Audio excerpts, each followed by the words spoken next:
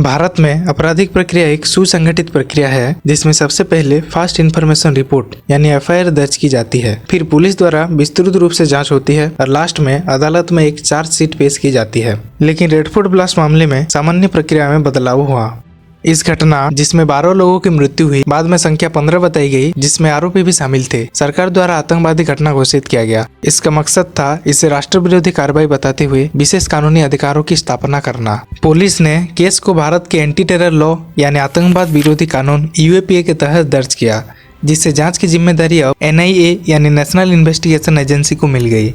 NIA विशेष रूप से आतंकवादी घटनाओं की जांच के लिए बनाई गई एक एजेंसी है। यूएपीए यानी अनलॉफुल एक्टिविटीज प्रिवेंशन एक्ट एक कड़ा आतंक विरोधी कानून है। इस कानून के तहत सरकार आतंकवादी गतिविधियों में शामिल या जुड़े हुए व्यक्तियों और संगठनों को आतंकवादी घोषित कर सकती है। ये कानूनी रणनीति स्टैंडर्ड क्रिमिनल प्रोसीजर के बजाय उन जांच मांगों की उपयोग करती है जो अधिक शक्तिशाली है, जैसे कि लंबी पूछताछ की अवधि, सख्त जमानत नियम। यूएपीए के तहत प्रोएक्टिव अप्रोच अपनाई जाती है, जिसमें इंटेलिजेंस ड्रिवन ऑपरेशन होता है और पुलिस जांच के बजाय समय संवेदनशील मामलों को जल्दी हल किया जाता है। इस केस का रजिस्ट्रेशन कोतवाली पुलिस स्टेशन में हुआ, जहां मुख्य रूप से यूएपीए, एक्सप्लोसिव एक्ट और नए भारतीय न्याय संहिता बीएनएस के तहत केस दर्ज किया गया। विशेष रूप से यूएपीए की धारा 16 पनिशमेंट फॉर टेररिस्ट एक्ट और धारा 18 पनिशमेंट फॉर प्रिपरेशन एक्ट को लागू किया गया। ये चार्ज न सिर्फ वायलेंस एग्जीक्यूशन को बल्कि उसके पीछे की प्लानिंग, प्रिपरेशन और सपोर्ट स्ट्रक्चर को टारगेट करती है। इन यूएपीए चार्जेस के अलावा इन्वेस्टिगेटर्स ने घटना के मैकेनिक्स और उससे हुई हिंसा के संबंध में भी चार्ज लगाए हैं। इसमें एक्सप्लोसिव सब्सटेंस की धारा 3 और धारा 4 धमाका करने की कोशिश भी शामिल है। साथ ही भारतीय न्याय संहिता बीएनएस की धारा 103 एक हत्या, 109 एक हत्या का प्रयास और 161(2) सीनियर अधिकारी पर हमले के लिए उकसाना भी शामिल है। कार बम ब्लास्ट हुआ 10 नवंबर 2025 को शाम 6:52 पर रेड फोर्ट मेट्रो स्टेशन के गेट नंबर 1 के पास।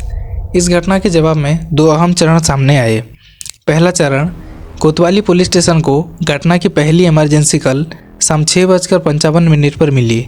सिर्फ 10 मिनट में 7 फायर टेंडर मौके पर पहुंच गए और लोकल पुलिस ने पूरे एरिया को 7:30 तक पूरी तरह से सील कर दिया। 8 बजे तक सेंट्रल एजेंसी जैसे एनआईए, एनएसजी, एफएसएल और दिल्ली पुलिस की एंटी टेररिज्म स्क्वाड एटीएस ने घटनास्थल का फिजिकल कंट्रोल अपने हाथ में ले लिया। केवल 65 मिनट में मल्टी एजेंसी की तैनाती से नियंत्रण का ट्रांजिशन हो गया।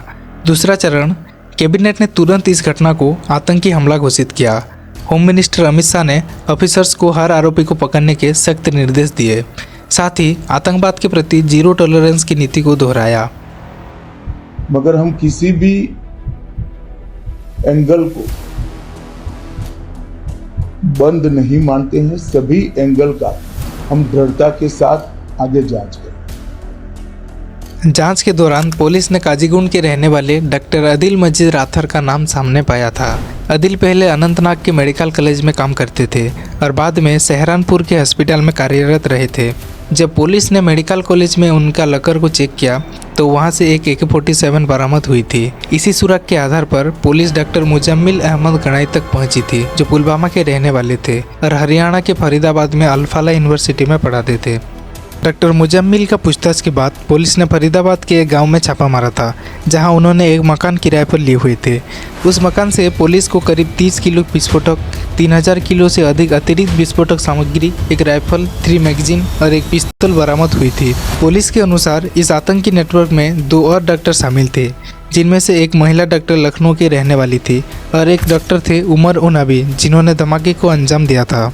डॉक्टर मुजम्मिल गणाई का mobile, email, social media accounts और आईपी एड्रेस की जांच से सस्पेक्ट का जियो कोड्स, कॉल रिकॉर्ड और कम्युनिकेशन लिंक मिला, जिससे सस्पेक्ट की गतिविधियों का पहचान हो पाई। ऑनलाइन पेमेंट और बैंकिंग ट्रेल की जांच और फॉरेंसिक ऑडिट के जरिए विस्फोटक और इलेक्ट्रॉनिक सब्सटेंस की खरीद के लिए फंडिंग और प्रोक्योरमेंट चैनल्स का खुलासा किया गया। डिजिटल ट्रेल्स ने प्लानिंग का ठोस प्रमाण दिया, जिससे ये साबित हुआ कि यूएपीए की सेक्शन 18 के तहत उन सस्पेक्ट्स पर आरोप लगा जा सके जो इस ब्लास्ट में फिजिकली इन्वॉल्व नहीं थे। डिजिटल सबूत और फरीदाबाद जब्ती से मिली जानकारी के आधार पर पुलिस ने कश्मीर के पुलवामा में 5 लोगों को हिरासत में लिया और उसके बाद पुलिस रेड में 7 लोगों को गिरफ्तार किया गया। इन गिरफ्तार जेईएम सस्पेक्ट से प्राप्त जानकारी बेहद अहम रही। जिससे एक बड़े षड्यंत्र का पर्दाफाश हुआ, जिसमें 6 प्रमुख सिटीज में एक ही दिन 6 दिसंबर को बम धमाका करने की साजिश शामिल थी। जांच प्रक्रिया का समापन चार्जशीट तैयार करने से होता है, जो कि सीआरपीसी की धारा 173 के अनुसार अनिवार्य है। इस चार्जशीट को अदालत में पेश किया जाता है और अदालत सारे सबूतों को जांच कर आरोपों को